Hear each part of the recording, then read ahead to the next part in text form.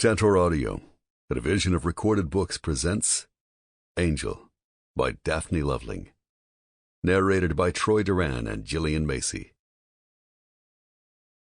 1. Angel.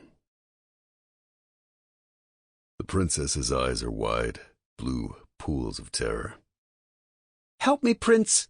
she screams in desperation. "Help me before it's too late!" "Here I come!" I bellow, barreling toward the tiny figure. Her small pink mouth is bowed in an exaggerated O of fear. "Don't worry, princess. I'll save you." I make a big fucking display of jumping over the lava pit that only the princess can see. The evil dragon has created it to keep her imprisoned against her will.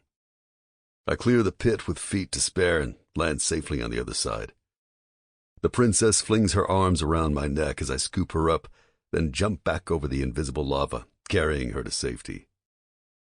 Heaving a deep sigh of relief, the princess snuggles into my chest. Thank you, handsome prince," she cries. "But wait, what if the dragon comes after us?"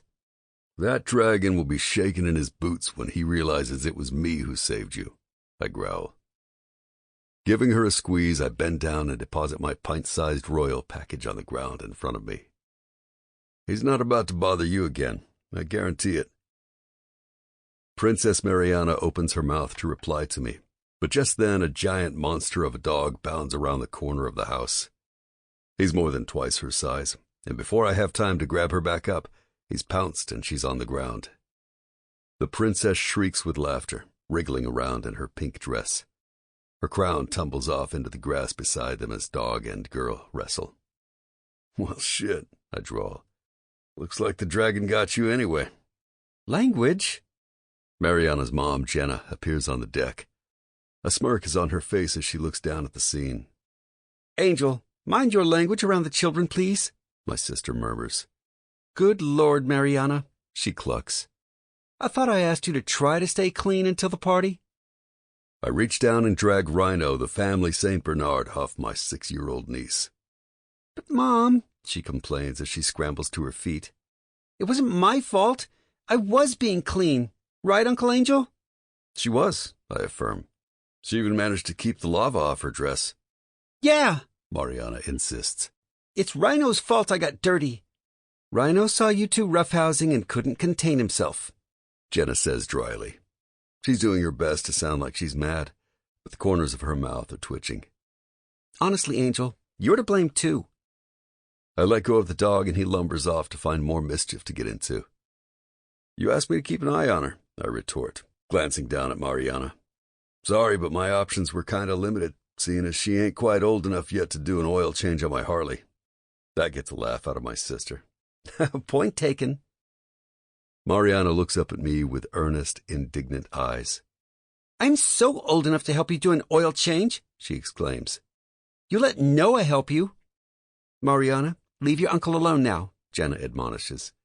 "You go upstairs and take off that princess dress right now before you get it all ripped up." Mariana starts to whine, but one mom look from Jenna shuts her right up. With a dramatic sigh, she tromps up the deck stairs and goes into the house. "And take off your shoes inside," Jenna calls after her. She's got a point about the oil change, I consider, frowning.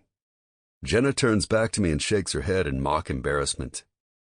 "You know, I could use this entire scene to blackmail you, right?" She grins. I shrug. "None of the lords would ever believe it. You ain't got a leg to stand on." Jenna snorts. "Yeah," she retorts with an evil smirk. "But you never know. Maybe I have proof." She pulls out her cell phone and waves it at me. "I wonder what footage of the president of the Lords of Carnage MC playing princess with a 6-year-old would be worth." She muses in a taunting voice. I open my mouth to respond, but she's already down the deck stairs and pushing past me. "Now, come on," she says as she heads toward the garage. "I need some help setting up the tables." Shit. Knowing my sister, she probably did film the whole fucking thing. Muttering to myself, I follow her out to the garage where a bunch of long folding tables are stacked up against one wall. Today's the 12th birthday party for Noah, Jenna and Ghost's oldest kid. Besides being my sister, Jenna also happens to be married to the sergeant-at-arms of my club. Ghost has also been my best friend since we were kids. Their son, Noah, is the result of a one-night stand the two of them had one summer, the year after Jenna graduated high school. Jenna left town not long after that, and she only found out she was pregnant weeks later. Ghost didn't even know he was a father until nearly 5 years afterwards, when Jenna showed back up here in Tanner Springs, broke and unemployed. Jenna didn't tell him about Noah being his at first. It didn't come out until after the two of them had hooked up again, and things started to get serious. The way Jenna tells the story, she was too terrified to tell him. She was afraid that once Ghost found out she'd kept such a big secret from him all those years, he'd be too mad to stay with her. And he was mad, for sure. But not mad enough to ignore that he'd always carried a torch for her, and that he wasn't going to let her get away from him a second time, no matter what. Yeah, I'm not going to lie. It was a little weird finding out my sister was fucking my best friend. But that was a long time ago now, and I've gotten used to it. Besides, the two of them are as solid as they come. All you gotta do is look in either of their eyes to realize it. I eye all the folding tables stacked against the garage wall and tell Jenna I can set them up myself. Gratefully, she goes back inside to deal with the other party-related shit. I spend the next 20 minutes unfolding and arranging the tables they've rented around their large backyard. Then I start in on placing folding chairs around the tables. I'm just finishing up when a familiar panel van pulls into the driveway and parks. The driver's side door opens and Ghost climbs out. A second later, Beast, my vice president, hops out of the passenger side. The two of them have been out on a liquor run for the party. They immediately open up the back and start hauling cases of whiskey and beer and bags of ice into the garage. I can see they've bought enough alcohol to get a goddamn army drunk, which is more or less what is going to happen. Most of the Lords of Carnage and their families are going to be here today, so running out of booze is not an option. About time the two of you got back, I say, wiping my forehead against the heat. Some of that beer better be cold. What do you think we are, a bunch of fucking animals? Beast grins. He rips open a case and tosses me one. No comment, I say, catching the icy can easily. I pull open the tab and take a long drink. Damn, that tastes good, I growl. Jenna must have heard the van pull up from inside because she comes out of the sliding screen door onto the deck. Not a moment too soon, she grins when she sees the two men. Hey, Beast. Hey there, he nods. Where's the birthday boy? He just got back home from playing down the street, she replies, coming down the stairs. She saunters over to Ghost, who catches her around the waist. He's in the shower. Be down in a few. Everything under control? Ghost asks, pulling her in for a kiss. Yeah, Angel set all this up, Jenna tells him, sweeping her arm around the yard. People will start arriving in a few minutes. I'll have plenty of help getting tablecloths and plates and things set out once Jewel and some of the other women get here. And some of the older kids have promised to do babysitting duty for the younger ones. Thorne and Isabel are bringing over the birthday cake. She takes a deep breath and sighs happily. So I guess we're good to go. Good deal, Beast rumbles. Let's get this party started. He heads back toward the garage, and a couple seconds later, booming music begins to blast from the stereo systems Ghost installed when they first moved in a couple months ago. Oh boy, Jenna murmurs, mock rolling her eyes. Guess we're about to find out our neighbor's tolerance for noise, Ghost grins. 2. Jewel. I'm already half an hour late to help at Jenna and Ghost's birthday party for Noah, when the ring of my cell phone in my purse stops me just as I'm heading out the door. With a guilty start, I plunge my hand down to the bottom of my bag. Silently, I pray it's not Jenna wondering where the hell I am. Even though I'm just helping her out as a friend and not as part of my paid gig as bartender to the Lords of Carnage, I feel terrible that I'm not there when I promised I'd be. I hate being late in general, and I especially hate being late to help out Jenna. She's always been so kind to me, and I've always had a soft spot for Noah. I'd like to believe that Jenna thinks of me as a friend, and not just as an employee of the club. But even so, right now I still feel like I'm on the clock, even though I'm not getting paid for today. My hand finally closes over my phone, and I pull it out to glance at the screen. It's not Jenna, thankfully. In fact, it's a number I don't recognize. The area code's familiar, though. It takes me a second to realize why. But when I do, it stops me in my tracks. Northwest Indiana. It could be a coincidence, I tell myself as my heart starts to race. It could just be a robocall. For one long moment, I stand in the entryway of my tiny apartment, arguing with myself about whether I should answer it. If they're calling, it's probably important. You're late, Jewel. Let it go to voicemail. And I almost do. Half paralyzed, I hold my bag open, prepared to drop the phone back in. If it is who I think it is on the other end, I know it's not likely to be anything good. But then, even though I'm almost positive I'm going to regret it, I give in. With a soft groan, I press the button to accept the call. Hello? I feel my face involuntarily cringing at whatever is to come. For a second, the only noise on the other end is a jumble of staticky noise, like maybe someone's listening to a TV. Then, Juliana. It's not a question. It's a statement, a bark of disappointment. The tone's so familiar, my stomach curdles. Mama, I murmur. The muscles in my upper body instantly tense in a defensive posture, as though she's suddenly in the room with me. We need to know your address. Jesus. Even though I should expect it by now, the blunt harshness of her words still sting. No, how are you? No, I just called to hear your voice, to make sure you're alive, to tell you we're thinking of you. Of course not, because that's not why she's calling. That would never be why she's calling. Whatever she wants, whatever the reason she bothered to pick up the phone and dial my number, I know it has nothing to do with concern for me. I suppose, in a way, I should be grateful that she makes no pretense of motherly love, because that would be even worse, wouldn't it? Then I might find myself hoping, believing against all the odds, that she actually cared about me. Whatever bad things I can say about my mother, at least she doesn't lie. I'm still living in the same place, Mama, I reply tiredly. Same town, same apartment. I sent her my change of address when I moved a couple of years ago. I always do, for some reason. More fool me, I guess. You are still living in this Tanner Springs? Mama recites in her accented English, as though she must be reading from the letter I sent her. Well, at least she keeps them, I guess. Or at least she kept that one. Yes, still here. Good. We are sending Yuri to you. I literally do a double take, pulling the phone from my face and staring at it. Wait, what? I ask in confusion as I sink into the small armchair that sits by the door. What are you talking about? Your brother is in trouble here. We cannot keep him anymore.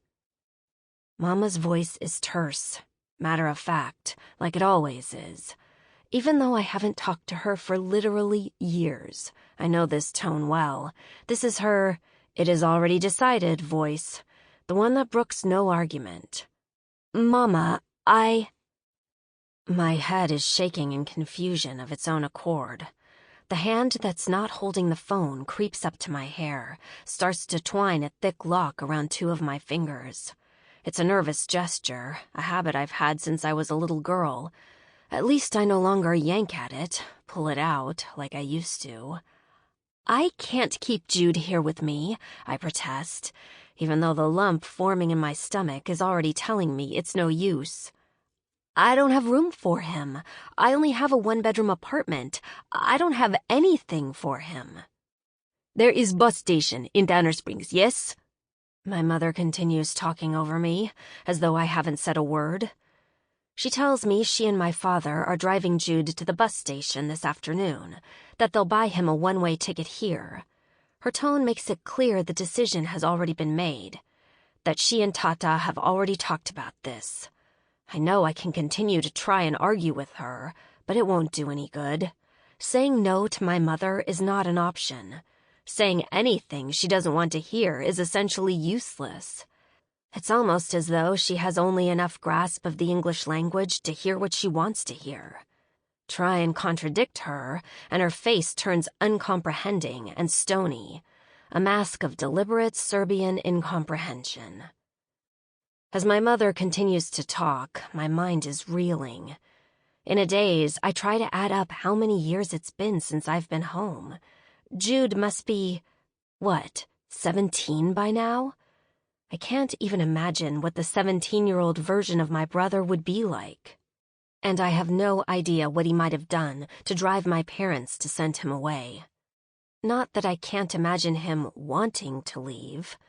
After all, I left home as soon as I could, of my own accord. I've been on my own since I was about his age, in fact. But my parents were furious when I left. Basically, even with going to high school full-time, my part-time job still brought money into the family. They considered any money I earned to be their due, for raising me and giving me a bed to sleep in for 17 years.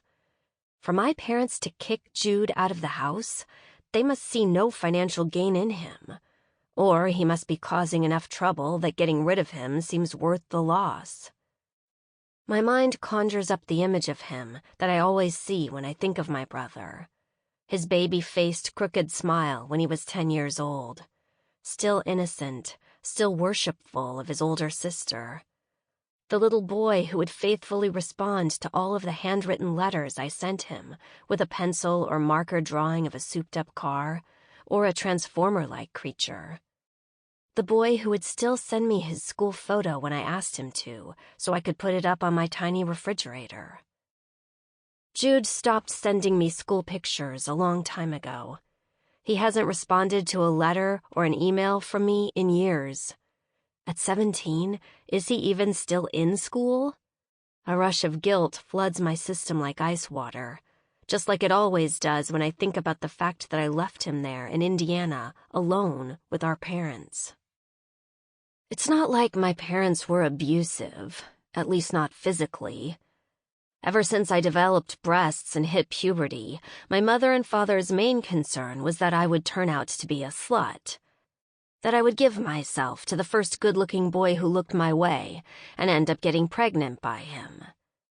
To prevent that, their main tactic was to call me a whore whenever they saw the slightest trace of makeup on my face. If I was late coming home from school or from one of my jobs, they would demand to know where I was and accuse me of the worst sins, no matter what I told them. One day, I just decided I couldn't handle living there anymore. I was sure that whatever the world held for me outside of the walls of that house, it had to be better than staying. I knew Jude was too young to understand why I was leaving. I told myself that ultimately it was better for him that I left. I knew it couldn't be good for him, hearing the constant yelling, the constant arguments between my parents and me. I knew that screaming got to Jude. I remember the way he would cry when my father would slam his fist angrily on the rickety kitchen table, or when my mother would spit at me in her native tongue that I was nothing but a slut. When I left, I told myself I was protecting him, that when I was gone, he wouldn't have to hear his beloved sister berated like that. My parents were always more indulgent with Jude because he was a boy, and because he was the youngest. I had hoped that they would be kinder to him as he grew up than they had been with me. As I listened to my mother's clipped, angry voice over the phone, it dawns on me that I have no idea what my brother's life has been like without me there. But whatever has been happening in my prolonged absence, one thing is clear. My parents are at the end of their rope. I can hear it in Mama's voice. They're done with him. And if I don't take Jude in, he'll be all alone. In silence, I try to focus as she tells me that she and my father will be putting Jude on the next bus out of Gary. I should call the station in Tanner Springs, she says, to find out when he will be arriving. And then, just like that, there's a click and my mother is gone. I stare across my tiny living room, my eyes unfocused. Shit, I whisper. Shit. Then, because there's nothing else I can do, I call the Greyhound station in Tanner Springs, after which I stand, grab my keys, and rush out the door to Jenna and Ghost's house. 3. Angel. Normally, the birthday of one of the Lords of Carnage kids isn't such a big fucking deal, but this one has turned into a huge event. Part of it is because Jenna and Ghost just moved into this new house on 2 acres of land just outside of town. This party is an unofficial housewarming for them. Another part of it is that our club's been through a hell of a lot the last few months, due to an ongoing war with the Outlaw Sons MC. The Sons are a club to the north of us. They fucking hate our guts, and we hate theirs. We got too much damn history to peacefully coexist, and we both know it. This state ain't big enough for the two of us, like the old westerns used to say. They've been gunning for our club for a long time now. The territory we occupy would give them a straight shot south to some very profitable drug and gun-running pipelines, if they could take it from us. Strategically, getting rid of our club would be a big financial boon. Shit came to a head last year when what was left of another club, the Iron Spiders, joined up with the Sons, boosting their ranks and their manpower. The Sons started moving into our territory, first by trying to pick us off one by one, then by starting up a sex trafficking ring right under our goddamn noses. Turned out the ring got blown wide open, in big part thanks to Beast's old lady, Brooke. At the end of it, the Outlaw Sons president, Dragon, went to prison. He bought himself a sentence of 10 years up in Youngstown. He didn't serve more than a couple of months, though. Turns out the Lords have friends inside Youngstown. Just before the end, I rode up there to see him, so I could look him in the eyes one final time. So I could see his face when I told him what was coming. "Fuck you, Angel," Dragon spits at me through the glass partition.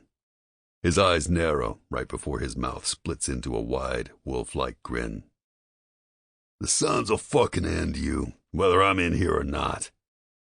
"That remains to be seen, shithead," I reply. "Seen by someone else, that is. Not you, of course. By the end of the day, you ain't gonna be seeing anyone ever again." "You cocky piece of shit," he seethes. "You ain't the first man who's tried to kill me. You ain't the only one who's got people on the inside." "Yeah, but I'm the only one who's got the guards for your block on our club's payroll." Dragon's gaze falters just for a split second. Then the mask is back again. "It ain't gonna be quick or painless," I continue. For the first time, I let my hatred of him show in my face.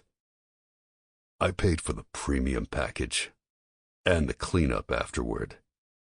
Dragon cuts his eyes away. I can tell I've pierced through his bravado. "And one more thing." Shifting in my seat, I lean closer until my face is only inches from his. "Your club, and every last man in it, is going down," I murmur into the phone, low enough that he has to strain to hear me. "I will personally make sure that every one of them suffers. That the last words each and every one of them ever cries out is to curse your name and beg me for a mercy that will never come." "The Sons will never beg you for anything," he roars. Behind him, the guard yells for him to be quiet. "This ain't over, you cunt," he hisses. I stand, letting out a short bark of laughter.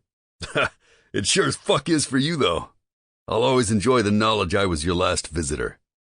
Have a nice life, Dragon. What's left of it. If you're a praying man, now might be a good time to start." Turning, I hear the flat thud of his fist as it connects with the glass. I smile.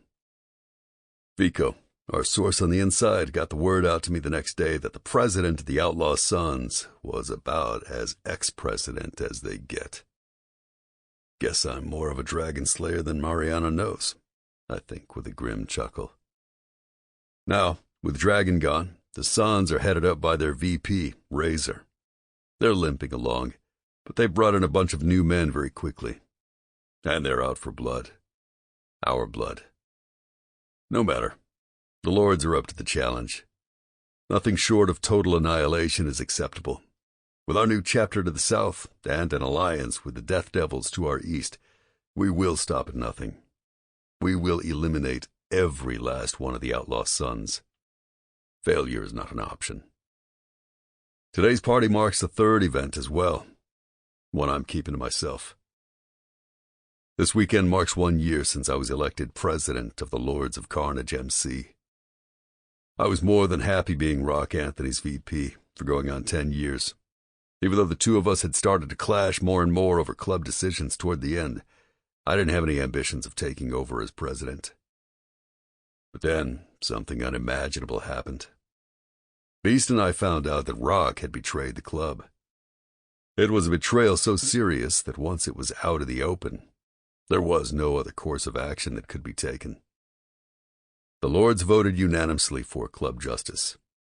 Rock Anthony was removed as president, exiled from the club, and sentenced to death. It was my first act as new president. It was an act that will mark me for the rest of my life. Since that day, I've devoted every waking moment of my fucking existence to making sure the Lords are the strongest club possible, and that I'm the strongest leader I can be. At the beginning of the war with the outlaw sons, we couldn't afford to look weak. As soon as they heard our prez was dead, they started a full-blown assault on our club. It had taken all our manpower, all our firepower, but somehow we managed to keep the club alive and strong. And now we're back on top, at least for the moment. And I intend to keep it that way. An hour later, I'm on my third beer, sitting over in the shade by myself. The most raucous 12-year-old boy's birthday party on record is in full swing. The music is loud enough that every neighbor within a 2-mile radius can probably hear it. Booze is flowing freely, kids are running the fuck around, dogs are jumping on children, and everyone is generally having a great goddamn time. The smell of cooking meat wafts through the air from the club's giant-ass grill, brought here specially for the occasion. Hawk and Brick are manning the grill, serving up hot dogs and hamburgers to clamoring kids. Off to one side, Hawk's wife, Samantha, is trying to corral their son Connor over for something to eat.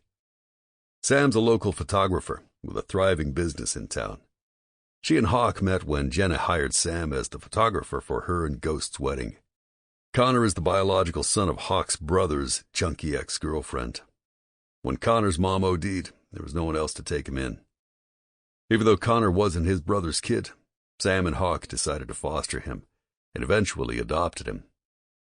In the 7 years since, he's gone from a basically silent toddler to a supercharged, confident 10-year-old. Sam barely manages to get half a burger into Connor before he's off and running again. In his haste to get back into the action, he pretty much barrels over little Sienna, Brick and Sydney's copper-haired 5-year-old, knocking her to the ground. A lot of little girls that age would start to cry, but Sienna just picks herself up and runs right after Connor. Over by the picnic tables, Sydney is wrangling her and Brick's 2-year-old twins, Landon and Logan, both of whom are the spitting image of their dad. It's a rare day off for Sydney, who owns a local coffee shop called the Golden Cup. She came to Tanner Springs from New Jersey a few years ago to start a new life away from her past. When an ex-boyfriend tracked her down here, Brick was there to make sure he didn't succeed in doing what he came here to do. Alex and Eden are over there too, helping Sydney with the twins. Alex is Gunner's old lady. She's cradling their 1-year-old daughter, Olivia.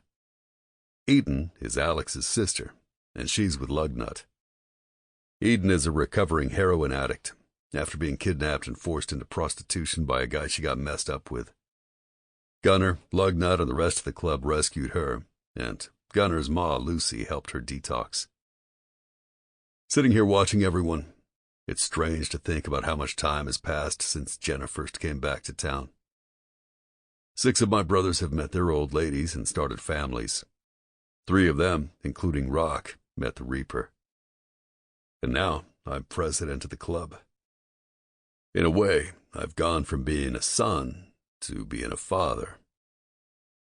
As much as I don't miss Rock, as much as I know he had to meet club justice for what he did to the Lords, This isn't what I signed up for. When he asked me to be vice pres all those years... Sample complete. Ready to continue?